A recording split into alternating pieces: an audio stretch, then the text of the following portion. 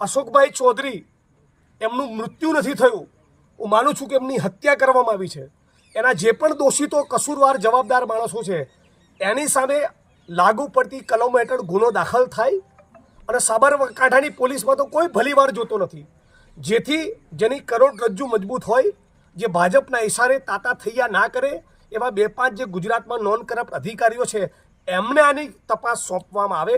અને જસુભાઈ પટેલ સહિત એ ખેડૂતો ઉપર 74 જેટલા ખેડૂતો પર સાવ ખોટો કેસ કરવામાં આવ્યો, એ તમામ કેસ પાછા લેવામાં આવે.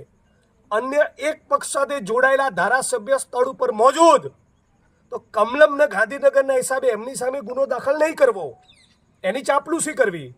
અને બીજા ધારાસભ્ય જે સ્થળ ઉપર, જે પૂર્વ ધારાસભ્ય સ્થળ ઉપર મોજૂદ નથી, એમના કોઈ જૂના નિવેદનને આધાર બનાવીને હત્યાની કોશિશનો એમની ઉપર કેસ કરવો, આ સ્પષ્ટ દર્શાવે છે કે ખેડૂતો માટે લાગણી હોવાની વાત તો બાજુ પર રહી, દૂધ ઉત્પાદકોને ન્યાય આપવાની વાત તો બાજુ પર રહી, હજી સાબર ડેરી અને ભારતીય જનતા પાર્ટી અને એમના ઈશારે કામ કરતી સાબરકાંઠાની પોલીસે ફક્ત ષડયંત્રો રચી રહી છે.